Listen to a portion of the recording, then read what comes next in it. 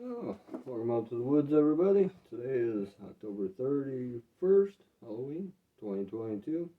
So happy Halloween, everyone. And I thought before I head out and do yard work and such, which I got to get to doing because I'm way behind, thought I'd read you a story for Halloween from a book on the shelf here at the cabin.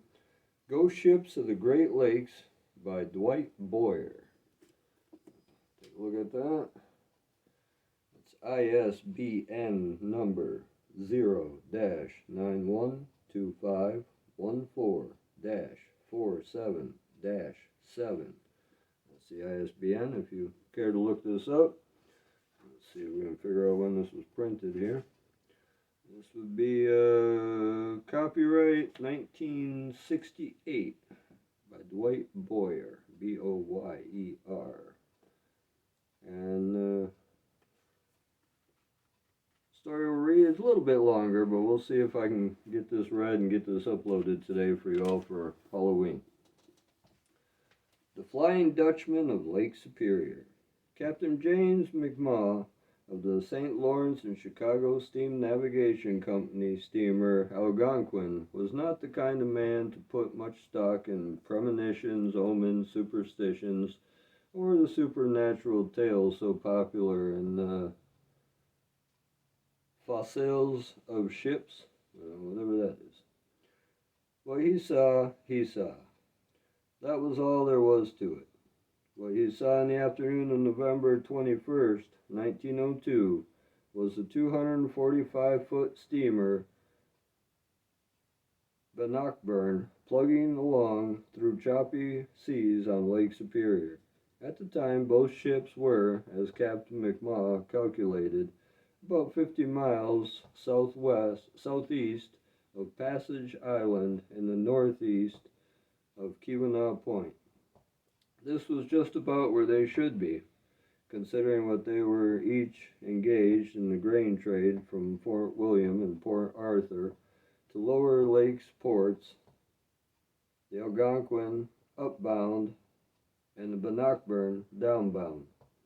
Peering through his glasses, Captain McMaw noted that the Bannockburn, undoubtedly as a concession to the usual fall weather on Lake Superior, was not towing her two barges, but was making the voyage alone.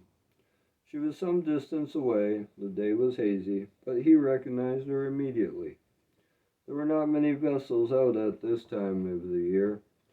The Bannockburn's profile and her three masts left no doubt as to her identity. She, like the Algonquin, was making good weather of it, and he noted nothing unusual about her. And if you'd like to see the trail, there's a little map here showing the trail across Lake Superior it was taking. Kind of similar to the Fitzgeralds.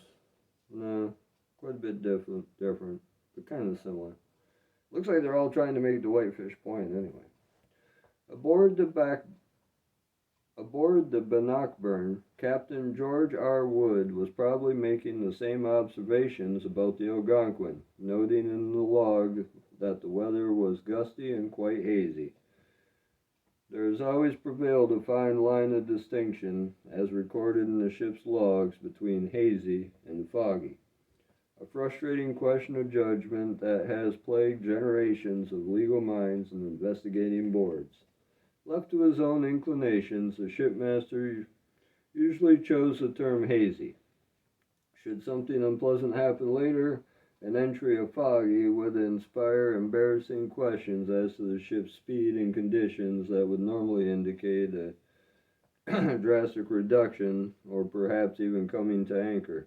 The term hazy precludes many of these unpleasantries.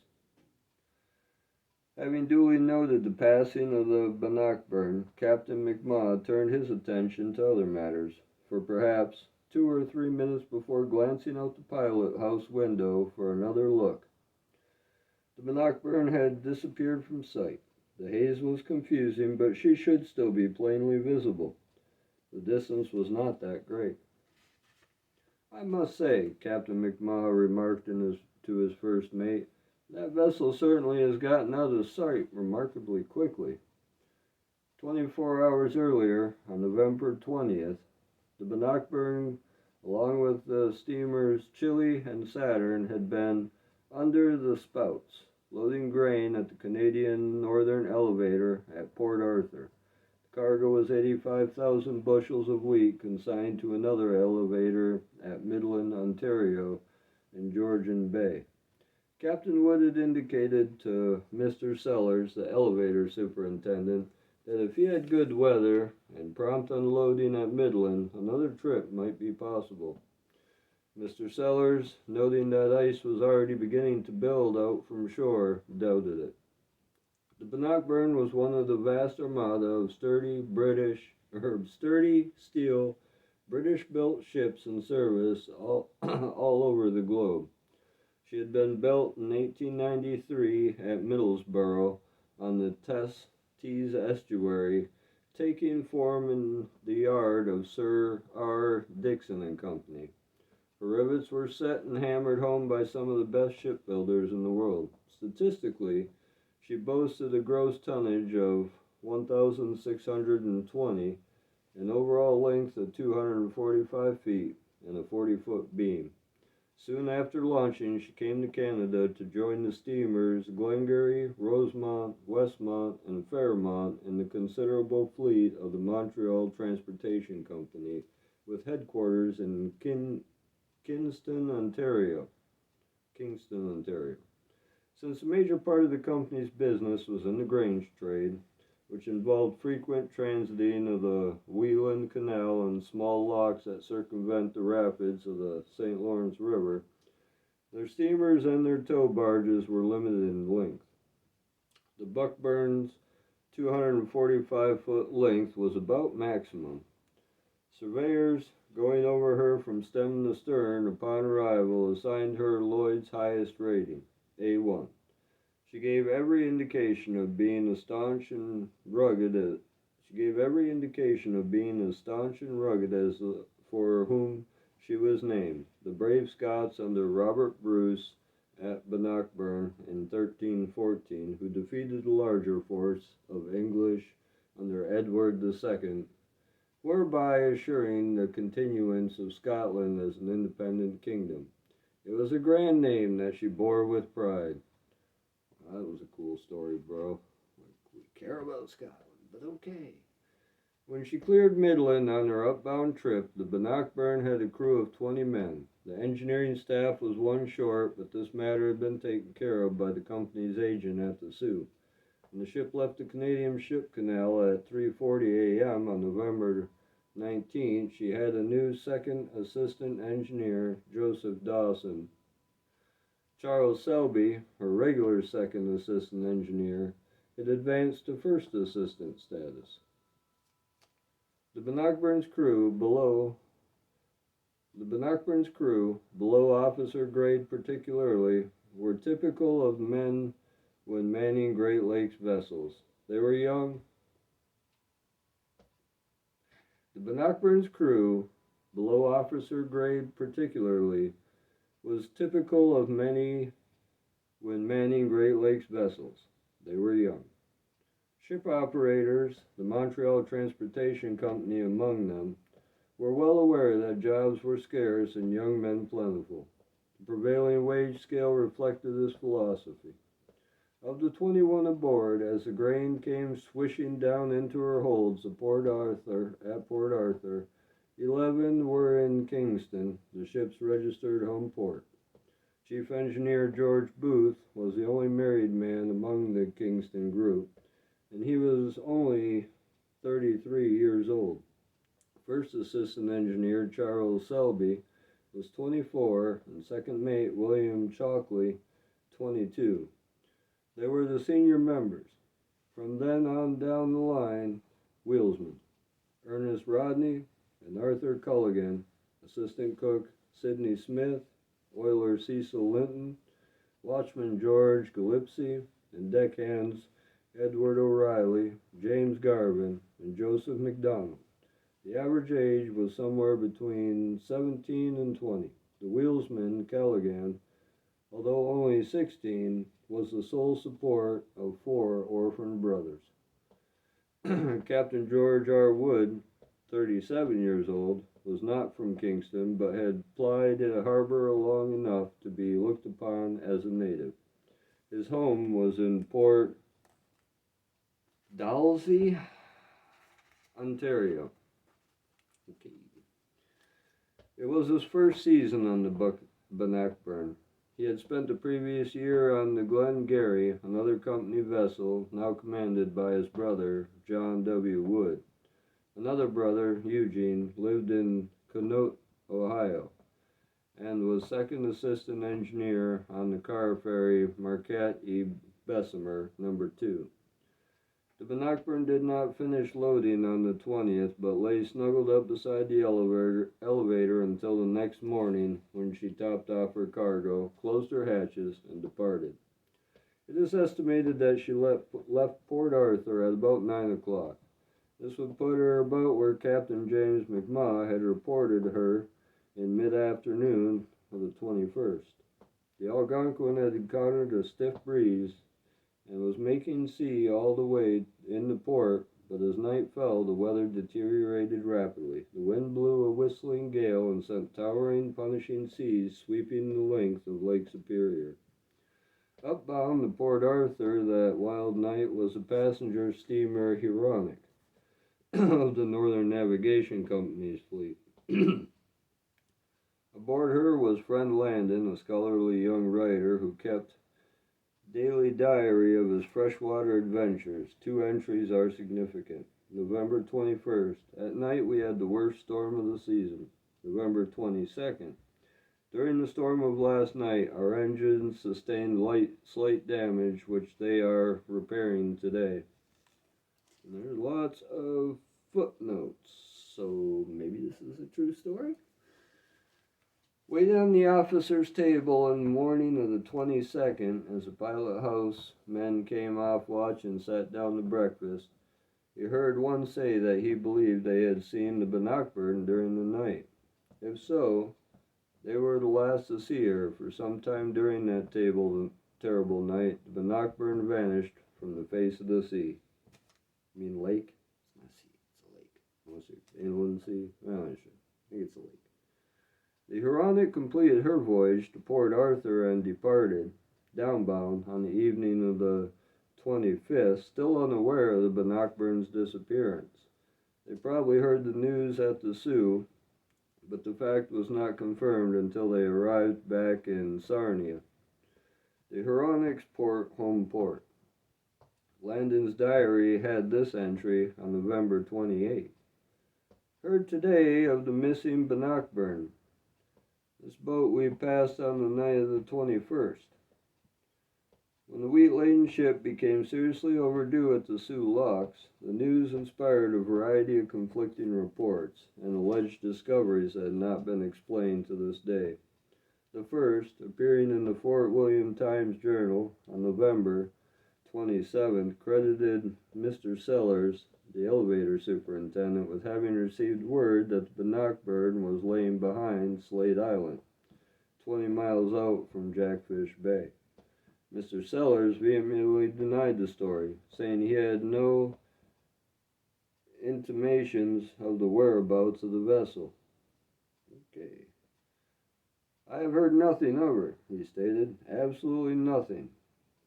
Later, the newspaper carried this story. The Bannockburn was located on the mainland north of Michipicoten Island. This morning, J.J. O'Connor of Port Arthur received the following telegram from George L.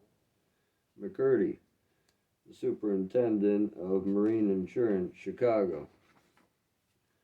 Bannockburn ashore on mainland north of Michipicoten Island. News brought by Germanic. The Germanic is a freighter owned by T.J. Hutchinson Company of Cleveland. The presumption among experienced mariners, after hearing this news, was that the Bannockburn, to ease the pounding she must have been taking, had sought the quieter waters in the lee of the North Shore and had somehow run aground alongside the desolate Ontario coast. Back in Kingston, where his office had been besieged by worried families. L. Henderson, inside manager of the Montreal Transportation Company, also received a wire from the Chicago office of the Underwriters Association. The steamer Bannockburn has been located in the north shore of Lake Superior, opposite Michipicoten Island. Crew safe.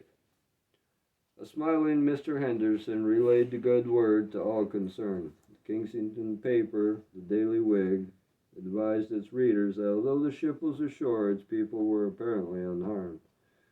The atmosphere of worry and distress, the newspaper commented, brought back memories of a time a few years earlier when one of the company's schooners, the Glenora, had been dismasted on Lake Superior and had drifted around for over a week before being picked up.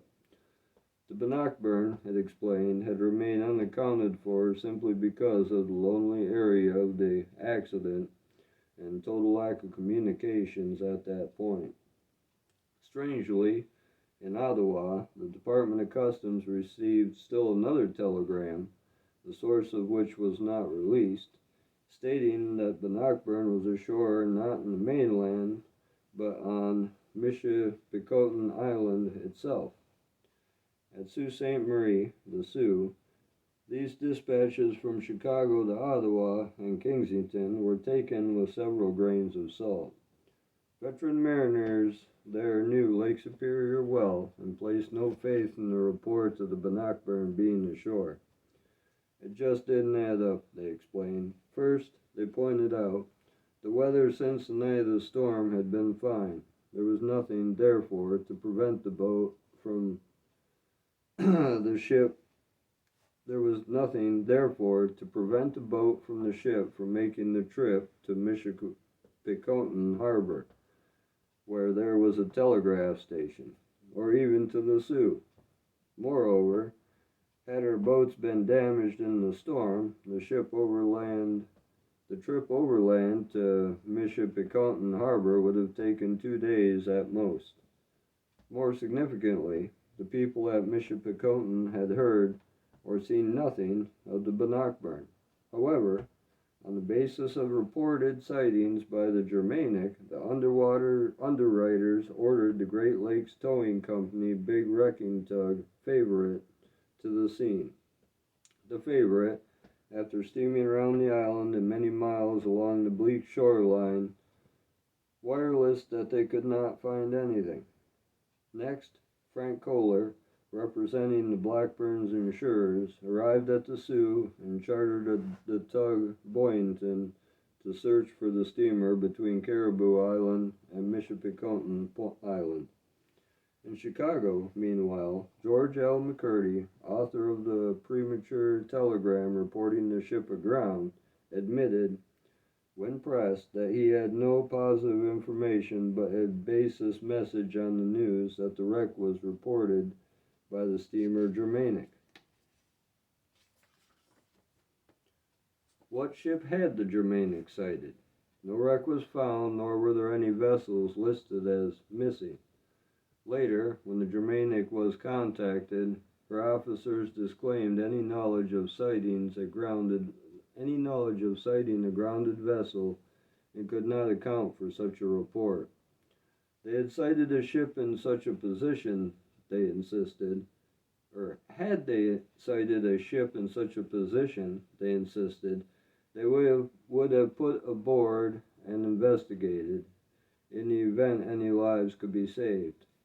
Nor could McCurdy recall the exact source of his information. It was all distressingly vague. Captain William Landon of the tug Boynton made a very thorough search around Caribou Island and Michipicoten Island and retraced the Favorite's course along the north shore.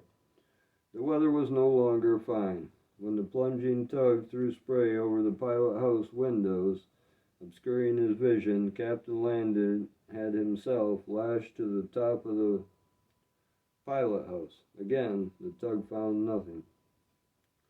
Even before the Boynton returned from her fruitless search, the underwriters had already given the Bannockburn up for lost. It is supposed, they stated, that the steamer stranded on Caribou Island. Caribou Island is 20 miles south of Michipicoten Island, and it and is surrounded by dangerous shoals on its westerly and northerly sides. It takes little imagination to envision the storm-wrecked Bannockburn dropping 30 feet in the trough of the seas, disemboweling herself on the reefs that extended out a full mile from the island. If Captain Wood had been counting on the lighthouse at Caribou to guide him and to provide the important reference point he needed on the black and stormy night of November 21st, he would have been looking in vain. The light was out. It was a situation that had already caused some warm words to be exchanged across the border. Captain Wood may have been completely unaware of any controversy or the fact that the lighthouse, through some quaint custom decreed in Ottawa, had been closed on November 15th. While both American and Canadian vessel operators pointed out that their ships would still be making trips either to the Canadian or American lakeheads for grain throughout the month and possibly into early December, the light had not been reactivated. Marine columns, particularly in the United States, were quite bitter in denouncing the policy. The Bannockburns lost on the coral reefs? This was the popular consensus until the steamer Frank Rockefeller, an American whaleback ore carrier, steamed into the Sioux and reported passing through a considerable field of wreckage off Standard Rock, well to the west and south of Caribou Island.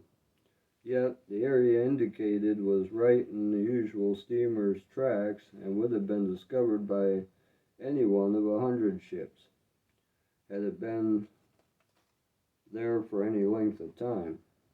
It could, of course, have been carried there by the prevailing winds, even though the Bannockburn might have perished far to the north. There was nothing to identify it from being from the missing ship. Still, she was the only one overdue, long overdue. In Kensington, the Daily Whig had the painful task of telling the townspeople that the Bannockburn, though safe only a few days earlier, was indeed still missing. But even had she steamed miraculously into Kensington Harbor that very day, it would have been a sad homecoming for Chief Engineer George Booth, the only married Kensington aboard. On the day the ship was reported aground, the crew safe, his 11-year-old daughter died of heart failure. The next day, one of the two remaining children, a son, was hospitalized with diphtheria. The more he thought about it, Captain James McMaw of the Algonquin became convinced that the Bannockburn had burst her boilers and had blown up in the short interval of time between his first sighting of her and the time he had looked for her again, 2 or 3 minutes later, only to find her gone. Considering the distance between the vessels and that all the pilot house windows and doors were closed, it is quite likely that the explosion might not have been heard aboard the Algonquin. From the position of the two ships as of that moment, the wreckage discovered by Frank Rockefeller was about where the prevailing northwest winds would have carried it in a few days' time. But what about the sighting of the men in the pilot house by the Huron on the night of November 21st? Possibly 8 or 9 hours after Captain McMaw had commented to his mate that the Bannockburn had gone out of sight remarkably quickly. How could the observers in the Huron be sure it was the Bannockburn they had seen? The night was dark and a great storm was raging, but sailors had an instinctive skill in identifying vessels even at night by the position of their deck lights and other individual particularities a landsman would miss. Then, too, they would be familiar with the vessels that were more likely to be moving to or from the Canadian lakehead in the month of November. Without a question, it was a Bannockburn, they say. Or, without a question, it was a Bannockburn they saw. The editor of the Daily Whig, in announcing that all hope had been abandoned, put it quite poetically. It is generally considered that the missing steamer is not within earthly hailing distance, and that she has found an everlasting berth in the unexplored depths of Lake Superior, and the facts that are foundering will never be known.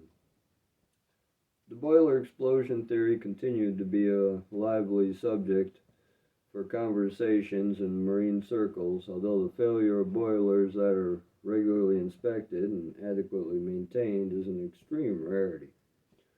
Were the Bannockburn's boilers in good condition? One would assume that they had been thoroughly inspected during outfit time in the spring, which is customary. Yet, when reporters talked with Captain Gaskin, the veteran Montreal Transportation Company Marine Superintendent, he made a statement that was strange indeed, coming from a man in his position. "She could not have been in the collision," said Captain Gaskin, "since no other ship is reported missing or damaged. That leaves only three other possibilities. She either burst her boilers, hit a rock or a shoal, or her machinery went through the bottom." Her machinery went through her bottom. On the face of it, this theory sounded preposterous, utterly absurd. The Bannockburn was only 9 years old. British-built steel tramps had sailed a half-century without suffering such a fatal indignity. It is the last thing one would expect. And yet, Captain Gaskin was the one and only person qualified to judge the seaworthiness of all the company's vessels. Their condition was his responsibility. He would best know the overall soundness of the Bannockburn, though his ability to do anything about it might be another matter. Ship operators, and there is no reason to think his employees were the exception, were notoriously loath to spend money on their vessels as long as they floated and their boilers still held steam. A few weeks after the Bannockburn had vanished, when the lock at the Canadian Sue was drained for the winter, a steel plate from the bottom of a ship was discovered. Some were sure it was from the lost vessel. If so, and if the condition of the Bannockburn's bottom were such that she was dropping plates, it is possible that her machinery fell through it later, as she plunged and rolled in the storm of the night of the 21st. If her bottom had been so outrageously neglected, would not the same be true of her boilers? The end of the ship and her crew, in any event, would not have been swift and merciful. The end for the ship and crew, in either event, would have been swift and merciful. Loading experts, earlier, had scotched rumors that the ship was overloaded. Her cargo of 85,000 bushels of wheat, they explained, was completely filling her holds. Her cargo of 85,000 bushels of wheat, they explained, while completely filling her holds, would still not put her down within a foot of the allowable draft for that season of year. The editor of the Daily Whig, as it developed, was quite right in his prediction of the facts of the Bannockburn's foundering would probably never be known, for her loss is just as much a mystery now as it was in 1902. A few clues found really told nothing.